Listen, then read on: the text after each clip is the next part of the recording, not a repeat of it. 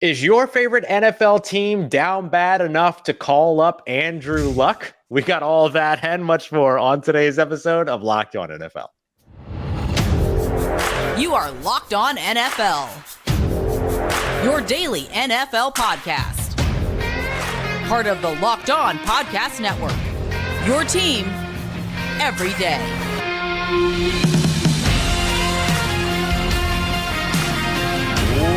What's going on, football fans, and welcome into another episode of Locked On NFL, your daily podcast covering everything you need to know for the biggest stories around the National Football League every single Monday through Friday. Appreciate you so much for making Locked On NFL your first listen of the day every day. Don't forget you can subscribe and follow for free on YouTube or wherever you get your podcasts. And it is Tuesday, which means you get Luke Braun at Luke Braun NFL on Twitter, myself, Ross Jackson at Ross Jackson Nola on Twitter, your weekly number nerds. But today, probably not a lot of numbers for us today, Luke, because we're looking at some storylines. And today's episode of Locked On NFL brought to you by our friends over at BetterHelp. BetterHelp connects you with licensed therapists who can help you take your journey to self-discovery from wherever you are. Visit BetterHelp.com/locked-on to get 10% off of your first month. And we're going to be taking a look at our Yike and Like, as always. We're also going to take a look at Kadarius Toney, who may or may not be representative of one of the most popular sports cliches. We'll take a look at that. But first,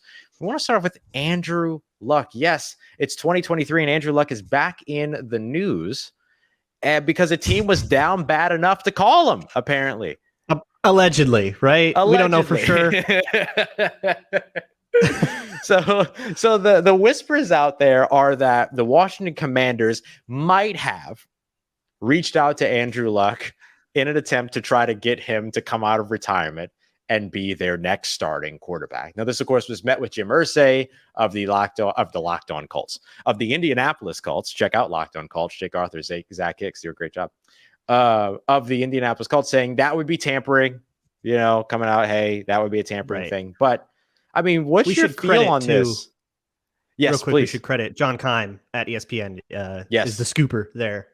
Yeah, and so we look at the idea that Washington might have done this, but everything that Washington has said so far this offseason is Sam Howell's the guy. Sam Howell's the guy. So clearly, and I think you and I have been on the same page. Like, they're lying. They're wrong. You really think someone would do that? There are a few teams that are like definitely lying about wanting their quarterback. Yeah. Oh, we're super. Yeah. It's Kyle Trask this year, baby. Like, no, it isn't. That's okay. Sure. There's a whole bunch of. It's a deep quarterback class in 2024, right? And we'll see. Yeah. I mean, the college season will really determine exactly how good we think all these guys are, but there sure are a lot of guys we could possibly think are good.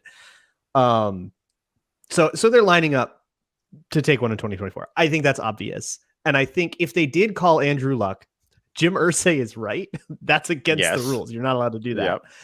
Yep. So that's hilarious, but I don't know. Throw it on the scandal pile. It's the Commanders. So get in line. Yeah, can't rule that out at this point, honestly. Yeah. I mean, goodness. At this point, you got a problem with them, you're going to have to wait. Yeah, you have to wait for like a couple of different branches of the federal government to get done with their thing. And yeah. But man, if they really did, if that's a true report, and it's not just some weird smoke thing, then that's down bad. That's not a lot of belief in Sam Howell. But the good thing about that, the thing that I would give them credit for is not settling for Sam Howell or Jacoby Brissett and saying, you know what, one stone unturned is too many stones unturned. Yeah. Let's try our luck. No pun intended. Right. Like let's roll in and see if we can get. All right. Pun intended. I'm sorry. It's Tuesday, everybody. But like, lying. You know what I mean? At least they're not like, no, seriously, we think Sam Howell's the guy. Yeah. Right. It wouldn't be the first time that somebody was just like super convicted about a player. And if they're wrong, they're wrong. But like, sometimes teams go out and they're like, no, this is our guy. We're sticking by him. This is what we're doing. Okay, sure.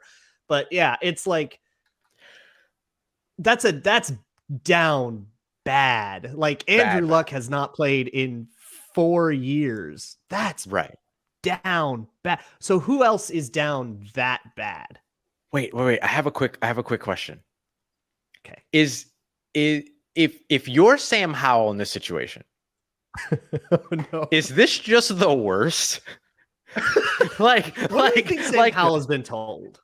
Yeah, like if you're Sam Howell, and I'm unfortunately the Washington Commanders, and I said to you, "Hey Sam, you're our guy," and then I turned around and I called Andrew Luck of age 33, who hasn't played football in 4 years, and completely just retired out of nowhere unexpectedly on the last franchise that he was on. Like, what does that say to you, Sam Howell? Yeah. Like, not great. I wonder, I mean, that stings for sure. That stings. Wonder if, like, what has Ron Rivera told Sam Howell? Have they been like, Right. yeah, Sam Howell's their guy, Sam? And then you go to Sam Howell and you're like, yeah, but you do have to beat Jacoby Brissett. Like, you do understand that, right? Right. Like you can. That does have to happen. Yeah. Yeah. We'll split first team reps with you. Good luck. Like, that feels like it has, or is he just they're just going to anoint him and Jacoby Brissett's the backup? I don't think any organization, any football organization is dumb enough to just anoint that situation a winner without seeing the competition. You know what I mean? Like, actions speak louder than words here. They picked him at 144. 144. If he was a guy that you was like, oh, 1 year and he's our starter, definitely. You gotta go higher than 144 for that. For me. Yeah. Just calling Andrew Luck can cost you a first round pick for tampering. So I mean, it might. You know what I mean? Like, geez, like if they're willing to do that over the guy they drafted at 144, yeah, that makes sense. Yeah, that makes sense. That just throw it on the pile for the Commanders. But so who else? Who else should make this call, assuming they can get away with it under the or maybe should call the Colts and ask, hey, do we have your permission to do that? Yeah, that would be the above board way to go about this. Yeah. We already kind of mentioned the Bucs. Right. I was gonna say we don't have to spend a lot of time on this one because we already know it, but the Tampa Bay Buccaneers are an obvious choice, right? Like they're the chalk pick here. But before the show, we had a couple spicy ones. We did. And I think the people should know about them. So here's my spicy one. Arizona Cardinals. If I'm the Arizona Cardinals, I might ask for a little bit of permission. I might be like, can I call him sometime? You know what I mean? Like like I'm walking up to you and I'm saying, hey, let me get your number. I'm not going to call you tonight, but I might call you in about a month. Like that's the Colts kind of owe the Cardinals a favor because Arizona did the Colts a solid by trading down with the Texans and saying no to other teams that were going to come up and take Anthony Richardson. Yeah. So we gave you your quarterback. You give us permission to talk to our quarterback. Yeah. And if you're the Colts, you're going, what do you want to trade me for Andrew Luck? You got it. Buddy. Right. 100%. Like that is, I remember thinking, just looking at the Saints situation with Sean Payton and thinking, God, they got a first round pick for a guy that was never going to coach for them ever again. That was never going to be back in the building. But this is 4 years later for a quarterback on top. For a quarterback so that's my been spicy a memory. One, right. Yeah, my spicy one is the Arizona Cardinals because look, Kyler Murray is no longer the regime's guy. He is a quarterback of a size that has never panned out in the NFL, outside of very, very few exceptions. From the Arizona Cardinals, I'm just like, let me just get his number and your permission in perpetuity. You know what I mean? Like that's the way I'm doing it. Yeah, right. Man, if I were a Cardinals fan, I would be furious to find out that, like, of all the things that are broken in Arizona, I feel like Kyler Murray is. I mean, I don't know. Maybe Kyler Murray might be the least. But I mean, it's a really broken org. I'm going to stay in the NFC West. Yep. And I thought about this, and I was like, okay, what team? Like, what does Andrew Luck provide? He's like a bridge, right now. Yeah. Like you can't expect any. Maybe he's competition for a rookie or something like that, which is it's kind of like maybe the Colts could have like. I was about to say. I mean, they already own his rights. Anthony Richardson needs a bit. Like if he needs a year to develop, you get a year out of Andrew Luck, a better swan song. Maybe end on a less bitter note than it ended before, kind of right or wrong, maybe. But no, I thought about other teams that are like murky quarterback situation, good roster where, you're not asking him, you're not going to ask the world of Andrew Luck. And I thought about the 49ers, and that roster is insane, But their quarterback situation is so weird. If you ask me, I think they're just rolling with Trey Lance, and they've just been kind of putting out a whole bunch of obfuscation about that. But if the trade rumors, we want to get rid of Lance, if that's the case, they're not rolling with Sam Darnold. Brock Purdy's elbow is broken. He's maybe not even playing this year. Feels like if you need a point guard, dish it out to Debo and McCaffrey and Kittle. Like Andrew Luck would literally never have to throw more than 10 yards downfield in that offense. Yeah. Just training wheels. 100%. Boop, boop, boop, boop, boop. And don't even want him to. Everybody else does the thing. Yeah. That'd be a lot of fun. And somebody that can make something happen there a little bit too, depending on what he's still got. Yeah, there you go. I'm just saying, close to home. Close to home. I'm all about that. I love the Colts idea, though. That might be my favorite one. Could you imagine? And that's not even illegal. They actually can call him. Although I think if you listen to the Zach Kiefer Athletic podcast, that probably won't happen. That ship is sailed. Yeah, they've all agreed. All right, we respect your and it's out of respect. Like the Colts respect that Andrew Luck wanted to be gone, and it's like we're not going to badger you about this. Yeah. Well, from a completely unprecedented situation to a player that I absolutely love in Kadarius Toney. That's where we're headed next. Kadarius Toney might be the best example of one of sports' most overused cliches. Got that coming up for you as we continue on with today's episode of Locked On NFL. And today's episode of Locked On NFL brought to you by our friends over at BetterHelp Therapy Online. Look, there's a lot of sort of barriers to entry when it comes to therapy. There's the mental leap. There's the stigma around it, things like that. But there's also some of the physical limitations too. Like, what if you live in a place where you have to deal with a ton of traffic and you can't just pop over on a lunch break or something like that? Or maybe you're in a remote area and it's harder to get to, a licensed therapist, things like that. That's why BetterHelp is here. BetterHelp brings you the help that you're looking for and the help that you want to get from wherever you are, at home, on that lunch break. You can do it via video call, phone call. You can even do it through text if you don't want to show your face or talk or anything like that. And it's free to change therapists after you get matched too. So you can always just kind of say, this one doesn't fit, things like that. Talk about another barrier for entry. Finding the right therapist is a whole other thing. BetterHelp makes that easy. So if you want to find out more about them today, you can find your balance over at BetterHelp Therapy Online. Visit BetterHelp.com/lockedon to get 10% off of your first month. That's BetterHelp, HELP.com/lockedon to learn more today. All right, everybody, rolling right along with this episode of Locked On NFL. Make sure you're coming back tomorrow. Tony and James are going to get you all taken care of with the biggest stories around the NFL. Luke and I are here, though, to discuss Kadarius Toney. Now, Kadarius Toney was one of my favorite Senior Bowl guys that I got to cover my first year at the Senior Bowl. He was like one of my favorite college players because of how explosive he was.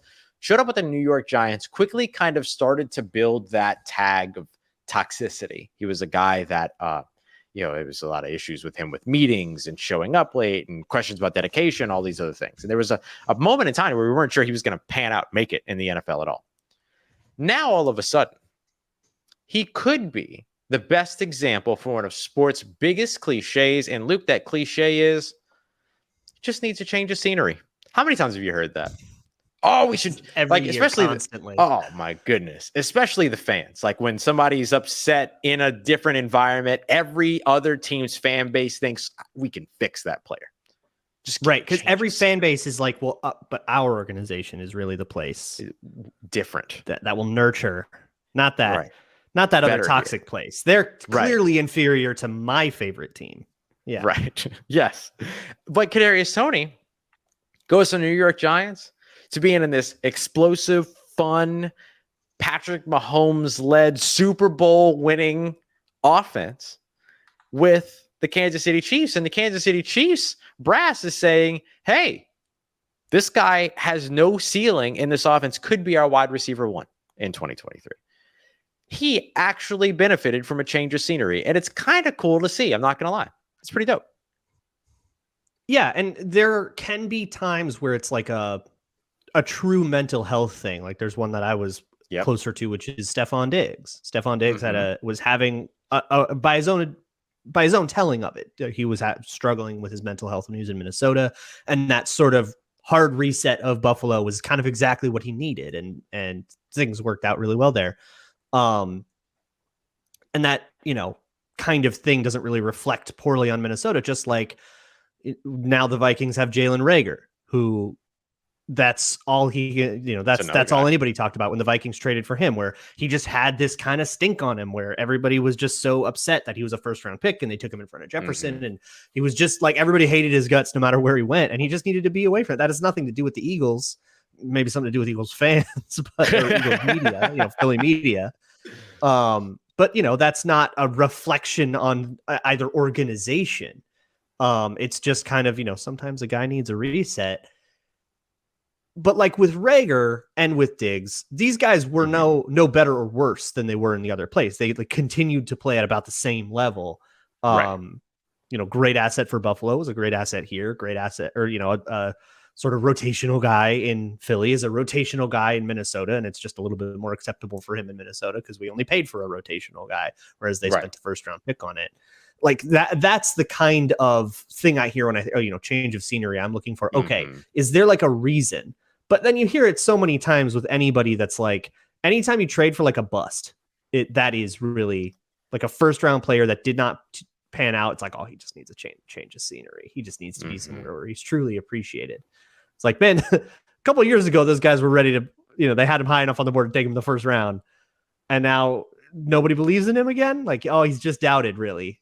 It's just that chip on his shoulder we really need to get. Yeah. I'll tell you my favorite one. And it's funny, like as we're discussing this, I realize that a lot of these are all wide receivers that we're discussing. Kadarius Toney, Stephon Diggs, Jalen Reagor. It's not specific to tends to get brought up with wide receivers more. Happens. It's the lyric tweets. The lyric tweets always get people stirred up. The enemy speaks softly and carries the net. I think about Kevin White. Kevin White was that guy. Like got drafted, seventh overall by Chicago, and everywhere that injuries that got him. Yeah, big time. And every place that he's ended up since then, including here in New Orleans, there has been a prevailing hope that the change of scenery will benefit him, and that he's enough removed from the injuries that finding an offense that will figure out how to use him. And you know what the Saints did? You know how the Saints got the best out of Kevin White? They made him a gunner, and he excelled. He was a good gunner. Role. He was a really good gunner in New Orleans. Great. And he would get hype about it. We would be in practices. And they'd be working like punt drills and stuff like that. And Kevin White would fly down as a gunner and beat everybody down the field. And he would come up yelling and screaming like, y'all are too slow for me. Y'all can't hang with me. Like all this stuff, like had so much swag about it. And it was the coolest thing to see. And so it's like, yeah, did he end up somewhere and become a producer that you would expect as the 7th overall selection from the wide receiver position? No, but did he end up somewhere where he was damn proud of something he was doing? Absolutely. And that's cool. Like that is one of those things where like maybe there's varying degrees of what this looked like. Just Kadarius Toney right now could be the shining star. That reminds me of Cordero Patterson a little bit because him as a wide receiver in Minnesota. I mean, he was drafted to be the Percy Harvin replacement, and it didn't work out, and he went to a bunch of other places, and he kind of was a special teamer. He was a great kickoff guy, maybe the greatest kickoff guy ever. Actually, yes, he's the greatest kickoff guy ever. Don't at me. And that kind of became his identity, okay, I am the kickoff guy. I'm a Mr. Kickoff. And that he like really embraced that and sort of found a way to enter the halls of NFL history. And that's really cool. And then, over time kind of learned the running back position and revitalized his career that way. Huge for him. Yeah. But looking at Kadarius Toney, one thing that can make a change of scenery really helpful is joining a team where your best competition for wide receiver one is Sky Moore and Marquez Valdez-Scantling. Makes a difference. Makes a difference. She right? Hey, look, they got like I don't know, Richie James. Yeah. Like there's some weird receivers, but I guess it's just I don't know. Somebody run out there and catch Patrick, and Patrick Mahomes would find a way to get it to you. I guess, right? To say doesn't hurt to have Patrick Mahomes be the one to throw you the football either in the process. I mean, like let's be real. Kadarius Toney went from Daniel Jones to Patrick Mahomes. We should all be so lucky. We should all be so lucky that at some point and in some way in our lives, we go from Daniel Jones to Patrick Mahomes. That Giants offense is such a like nickel and dime thing too. And it's like, that's so perfect for Kadarius Toney. Like you could see what Dave Gettleman saw, like what you could see what the vision 100%. was. Yeah. And it just didn't work out for whatever reason. And now the Chiefs kind of, they just won the Super Bowl doing exactly what the Giants envisioned and tried to make happen. But, with Daniel Jones, it wasn't exactly going to work as well. Yeah. Yeah, absolutely.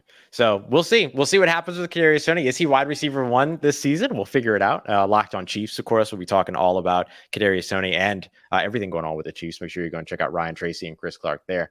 But hey, we'll see. He could be the best example that we have for one of sports' biggest cliches. Coming up next, we're going to be taking a look at our Yike and Like of the week. I am very much in like with a coach being a coach. And I think he did it in a really awesome way. We're going to get to that and much more as we continue on to wrap up today's episode of Locked On NFL.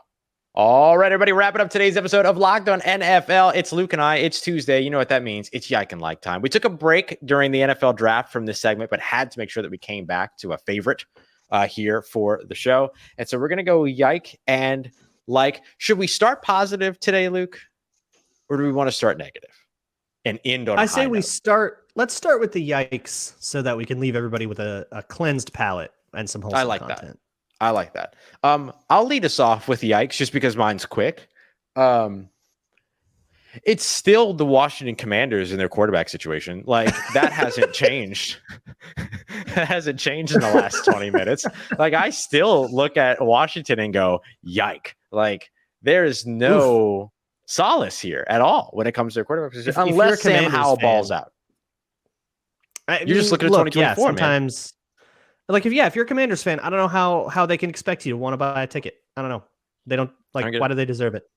Yeah, thank goodness for David Harrison and Locked On Commanders. Yeah, making fans feel better every day.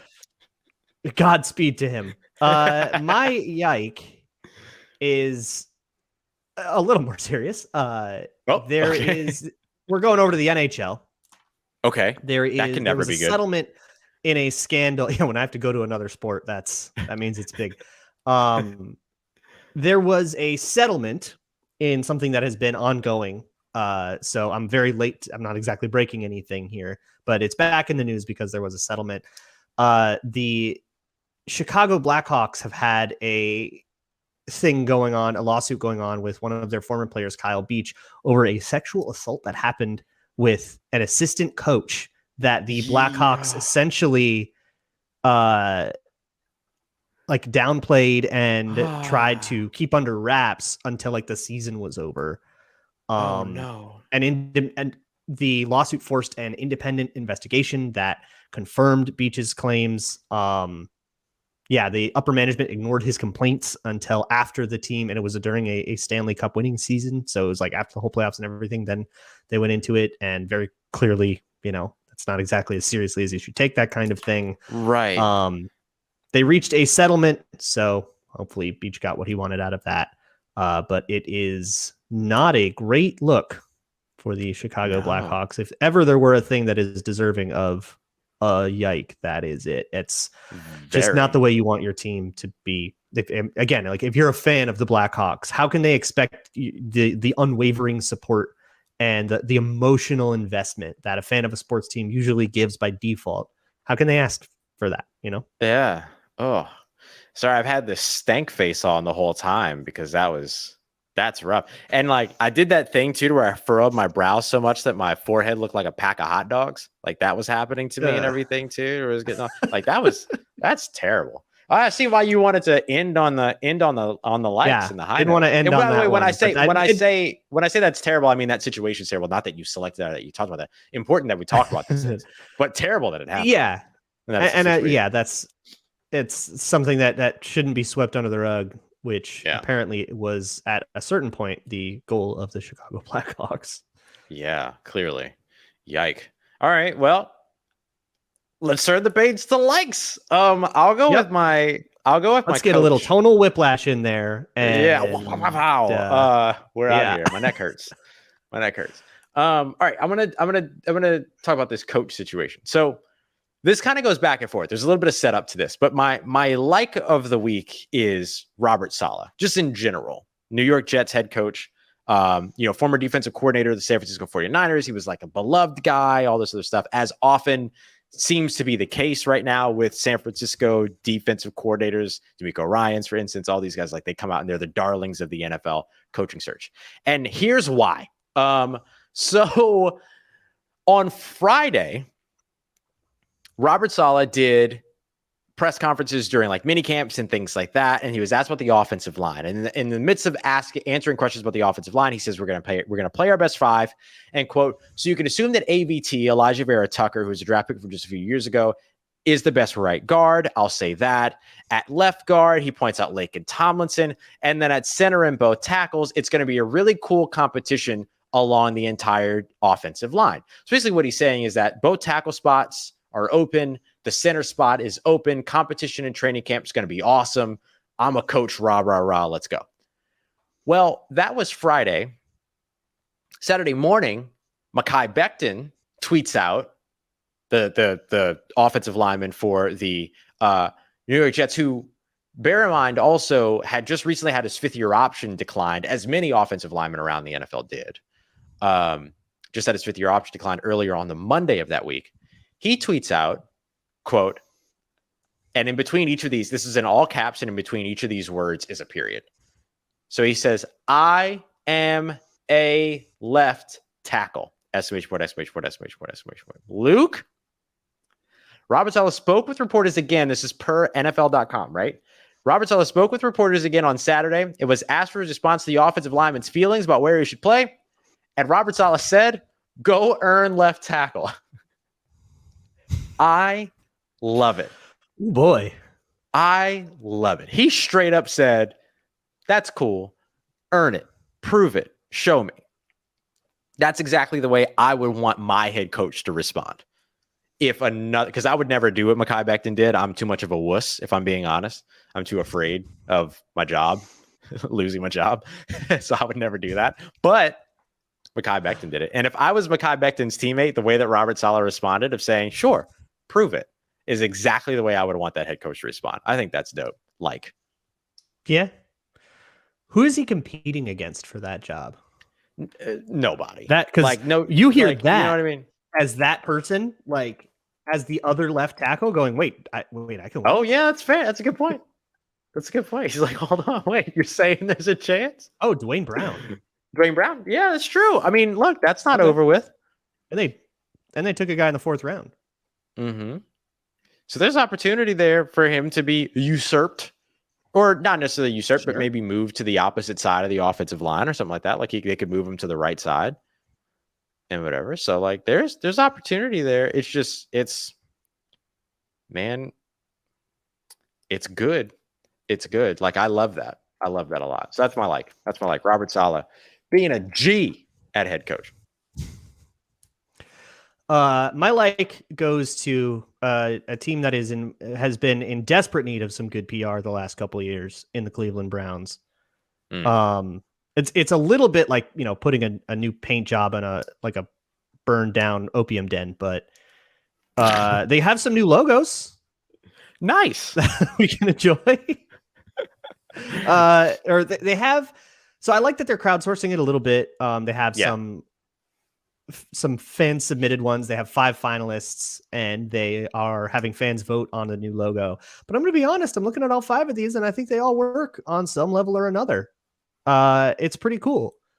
They are all some version of the bulldog thing, the dog pound vibe, right, which I think the Browns, I've long thought the Browns should lean further into the bulldog thing, rather than just being like an orange helmet.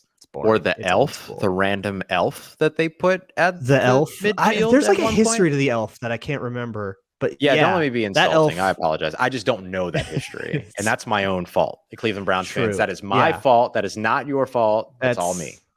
It's okay. The elf isn't racist. It just felt racist. But it isn't. But it just kind of felt. But it's not. It just is like this. But it gave it a little bit, but it's not. It isn't. It isn't. It isn't. Not.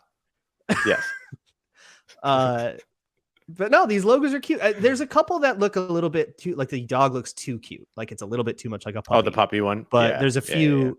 There's one that it's very two-toned, but in a cool way. And it looks very shaded. Like the dog is that's my favorite one. Waiting, and you came home late, and it's like, where have you been? a little bit, like the noir lighting, and I like that one. There's a profile one that sneaky has the CLE in like the wrinkles of the dog, like the shading of the dog. I think that's cool. There's a few. I think that could be a good aesthetic change for the Cleveland Browns. I like the one with the dramatic lighting that's doing the noir monologue. That's my favorite one, I think. Yeah. Where light's only on half the face. Like my early YouTube days when I only could afford one LED panel. But it was a ring light. So it wasn't even an LED panel. It was an LED ring light. And I couldn't put it directly in front of me because then you would get the circles in the eyes. So I put it over off to the side, and then I just looked like I was ready to deliver a dramatic monologue at any point. Which is really all that my show is. It's just a series of dramatic monologues. That's what is a podcast if not? All right, this has I think sufficiently gone off the rails. At exactly welcome to May podcasting about the NFL. It was good. We had a fun time. Hope you enjoyed it as well. We always have fun. All right. We are going to wrap this up. We will be back. Locked on NFL. We'll be back tomorrow. Tony and James will be here to keep you updated with everything going on around the NFL. Luke and I will be back next Tuesday. We always appreciate kicking it with you, having fun, joking around, doing whatever it is that you call this show that Luke and I do. And we enjoy it very much. So we appreciate you very much for being a part of it. And never know what's going to happen. Never know. And for making it. That's all. Just for making it through. We appreciate you. We will see y'all on the other side very soon. To all the everydayers out there, we appreciate you as always. Thanks for making us part of your day, part of your routine. And we'll see you soon here on Locked On NFL, part of Locked On Podcast Network, your team every day.